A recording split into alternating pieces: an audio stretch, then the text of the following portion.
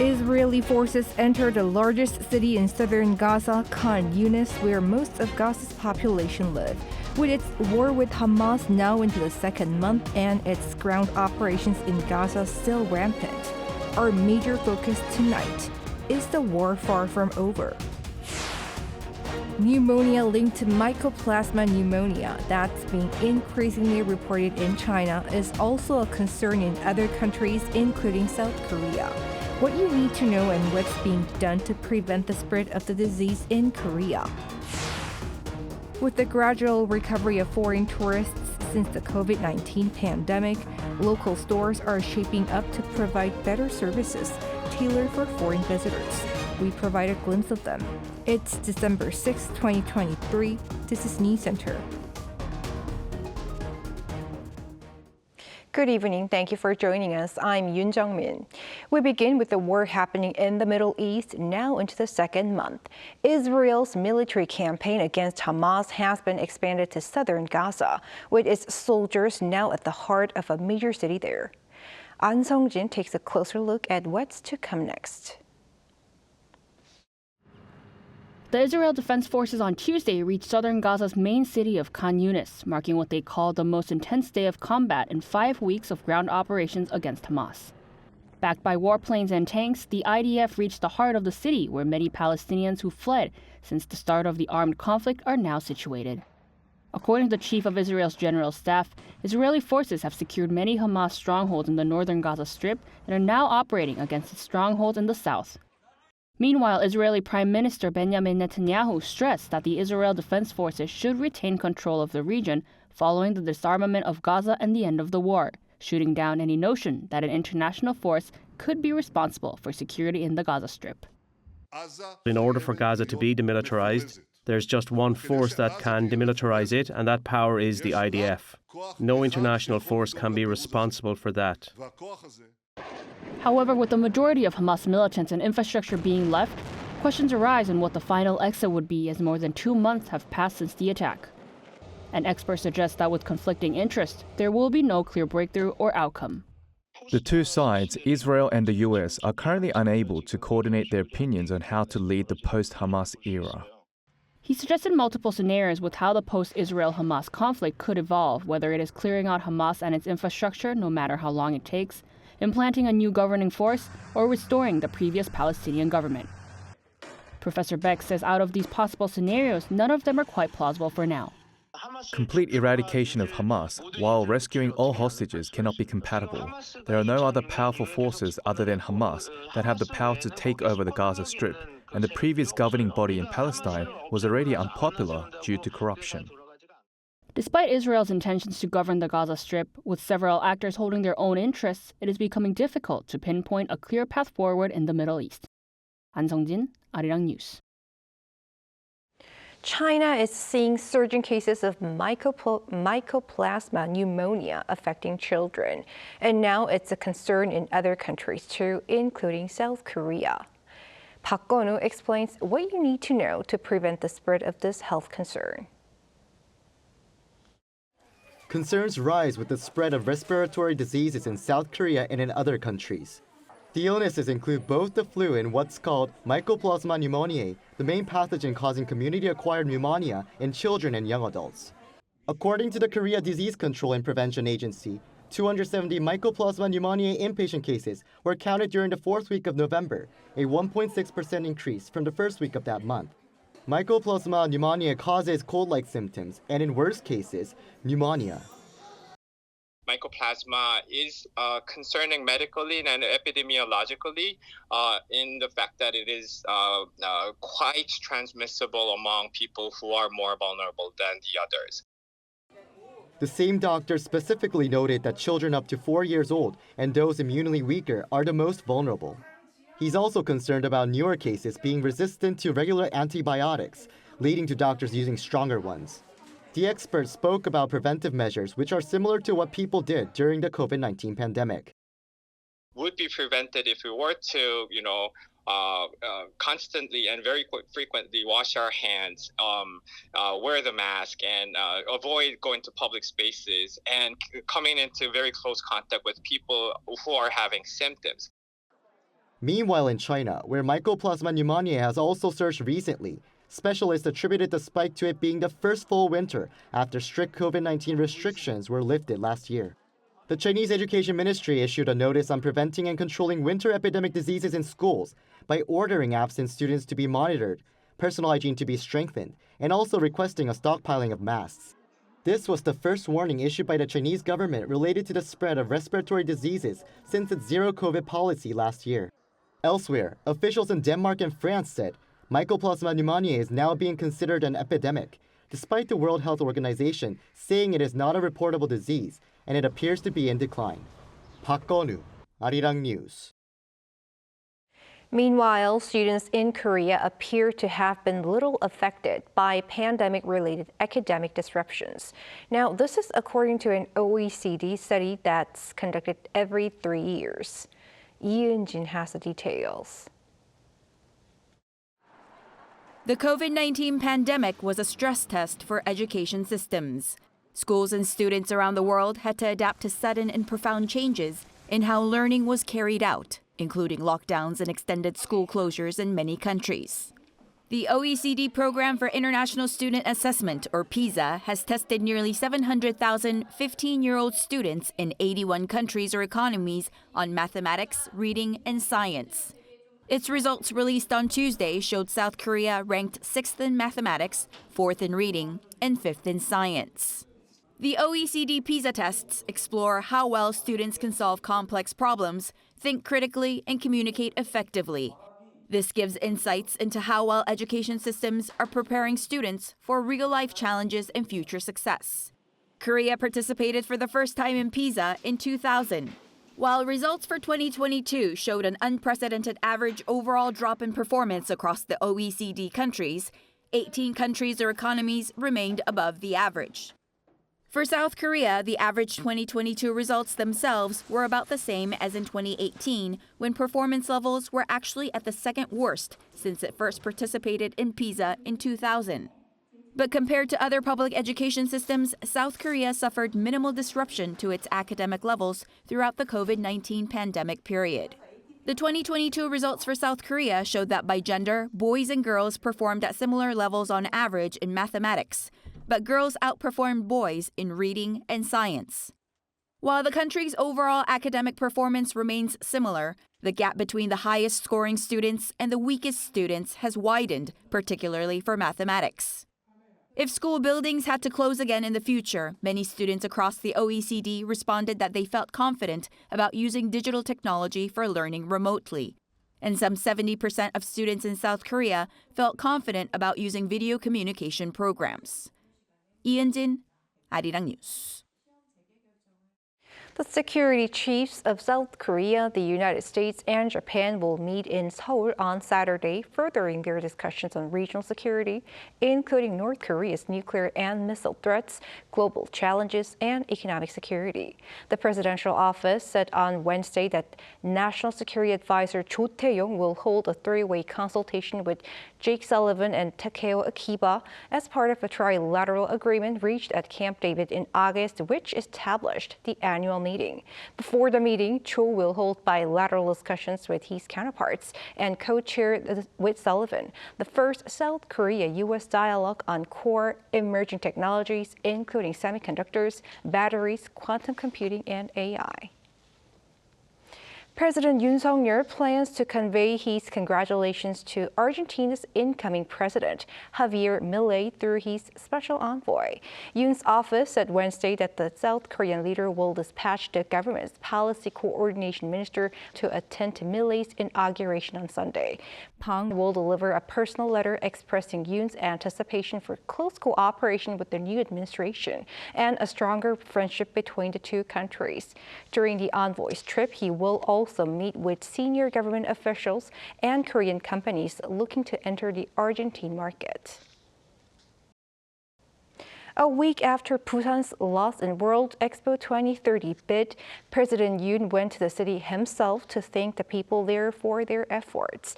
He said that despite the lost, projects that were promoted for the Expo will still be carried out. This as President Yoon presided over for a roundtable with key ministers, politicians, and prominent business leaders like Samsung's Lee Jae-yong and SK's Choi Tae-won on how to develop Busan further. The president underlined the importance of the city as being pivotal for national development, mentioning major projects like the upcoming new Kadok Island Airport. The group also visited a traditional market in the city and met with citizens while reaffirming that the loss doesn't mean a stop in development.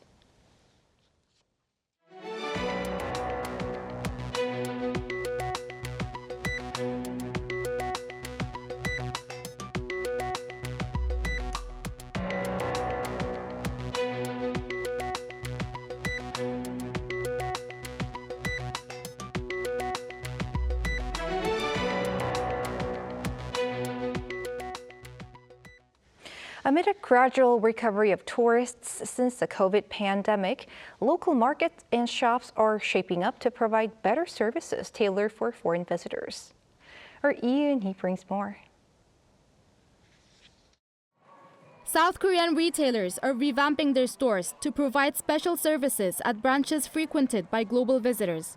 This comes as the number of foreign visitors is showing a recovery from the COVID-19 pandemic. According to the Korea Tourism Organization, there were more than 1.2 million visitors to the country this October. That's almost 160% more than in the same month last year. One branch of a major supermarket chain created a special section in September named Must-Haves of Korea. This store has a special K-food zone with the most popular products purchased by foreign customers in one place. According to store officials, before the pandemic, nearly half of the sales at this branch came from foreign customers, but this dropped to as low as 1% of sales during the pandemic. The sales from foreign customers have recovered to around 30% as of August this year. The branch also provides a luggage storage service, currency exchange, and tax refund machines, and its international shipping service resumed in May. I came from Europe for a few days, and I'm sending it from here because in order to bring a big suitcase, there was a very big fee. One of South Korea's main health and beauty chains has reopened its largest branch in the country, located in Myeongdong, one of the most popular areas for tourists. This branch welcomes around 3,000 customers every day, with about 90% of them being foreign customers. It was recently renovated with a focus on introducing a wider range of brands to foreign customers and creating opportunities for the chain to expand globally. So I think it's pretty foreigner-friendly. Compared to my experiences in other countries, I would say it's pretty organized. It's like by brand and by like the specific product that you're looking for, and they really help you. The K-Beauty Now zone features emerging K-beauty brands, and the store is arranged so products in high demand from foreign customers, such as face masks and sunscreens, are at the front of the store. A specialized mobile website provides a multilingual guide service, including the map of the store and the location of popular brands. At the Global Service Lounge, visitors can use the tax refund service, which saves them a step at the airport. According to store officials, from January to October this year, its branches in Myeongdong area have seen an about 840% increase of sales to foreign customers compared with the same period last year. They added that this year, they also saw customers from a wider range of countries, with more customers from English-speaking countries and from Southeast Asia and Japan. Yoon, Arirang News. Over in the U.S., findings for the month of October show its labor market is responding to the Federal Reserve's tight monetary policy. That is to say, the resilient job market has shown signs of cooling to the lowest level in over 2 years. Moon explains. Job openings in the United States dropped to the lowest level in more than 2 years, signaling a cooling labor market on the back of high interest rates.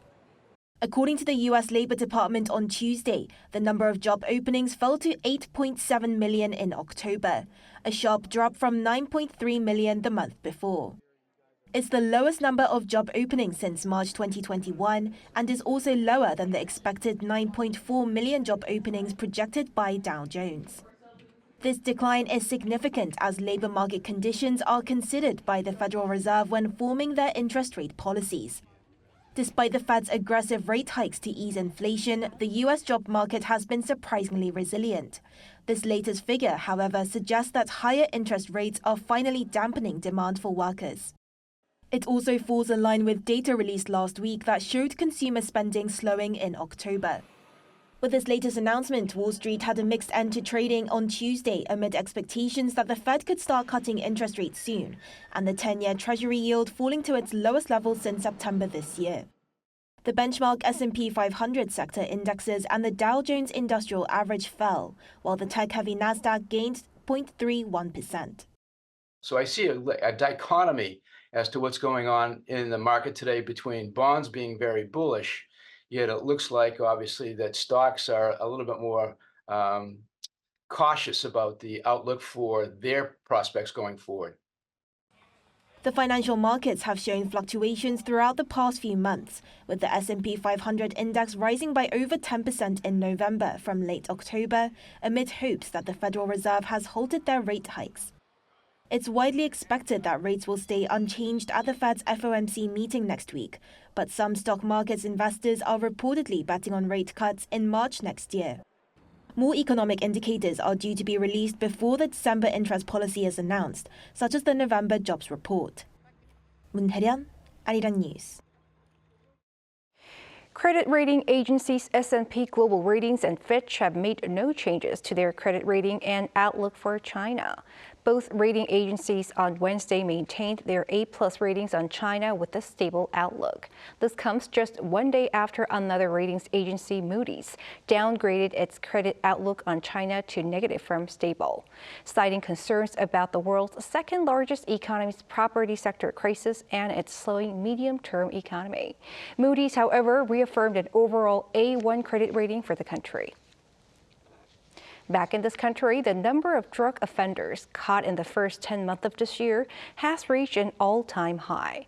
According to the Special Investigation Headquarters for Drug-Related Crimes today, the number of those caught from January to October this year stood at over 22,000.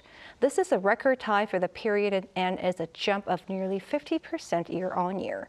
By age, those in their teens and 20s made up more than one-third of the total, soaring by almost 54% compared to last year. Officials attributed the rise to the government's strict crackdown on drug-related offenses and added that the younger generation has gained more access to drugs as many transactions are made online. South Korea will enhance its handling of bullying in schools with a dedicated organization and investigators. There will be more police officers at schools, and special investigators will look into bullying cases that occurred both in and out of school. The plan was announced following a meeting between the ruling People Power Party and the government today. South Korea has taken steps to address school bullying delinquency problems before having established the School Police Officers Program in 2012.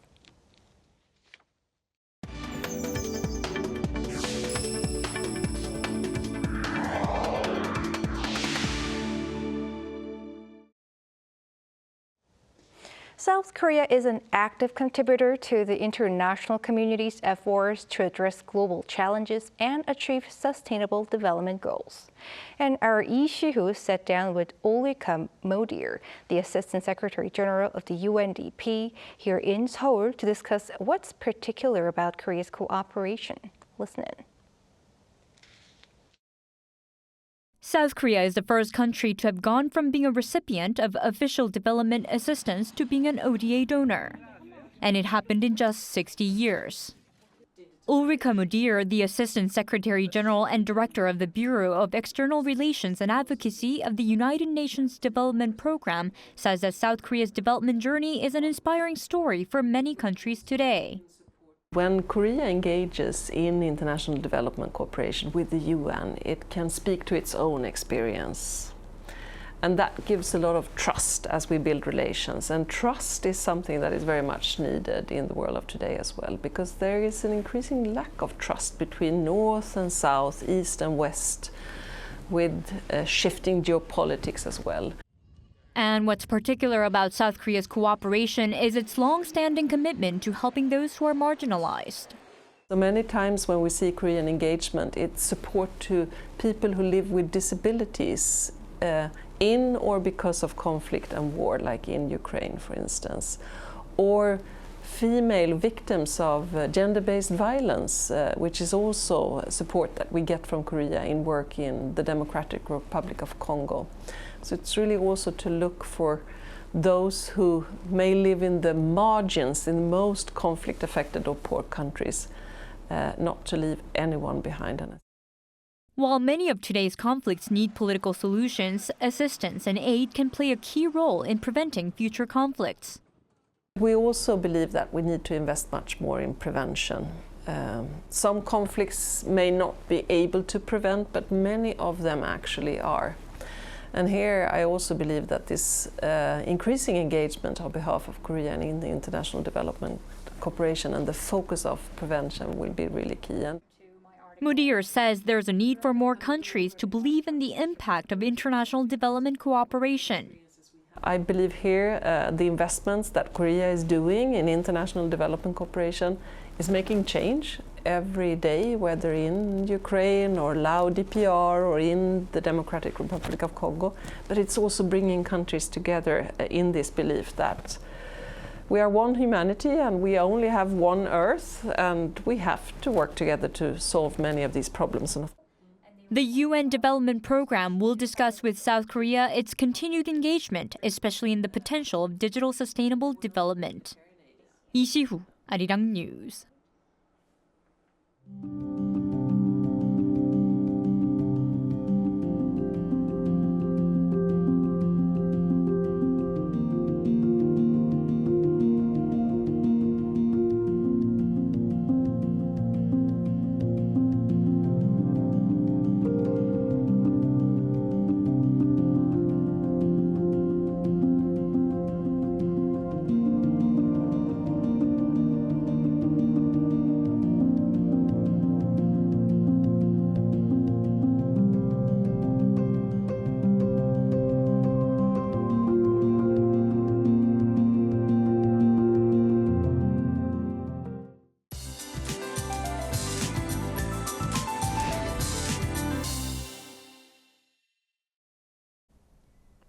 Normally, the sub-zero cold gets severe around this time of year, but it's getting milder these days.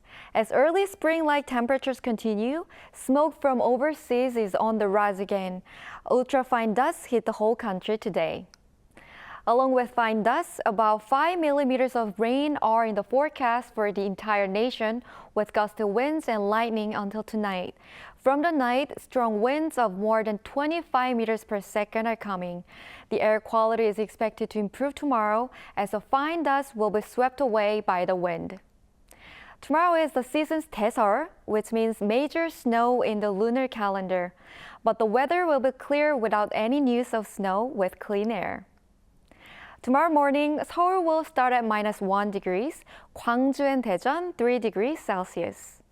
Daytime highs will jump to 2 digits in most regions, causing wide temperature gaps. Highs in Seoul will get up to 10 degrees, Gwangju, Gyeongju, and Busan 13 degrees Celsius.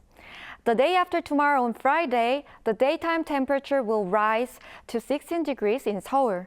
That's all for Korea. Here are the weather conditions around the world.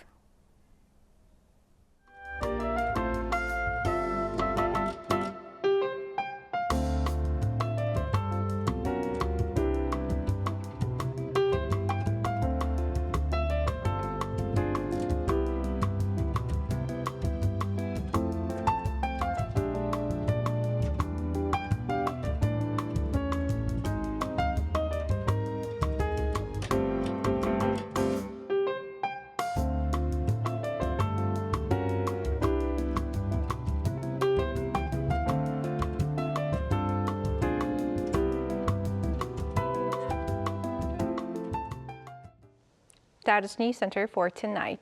Thank you for watching. A panel session up next.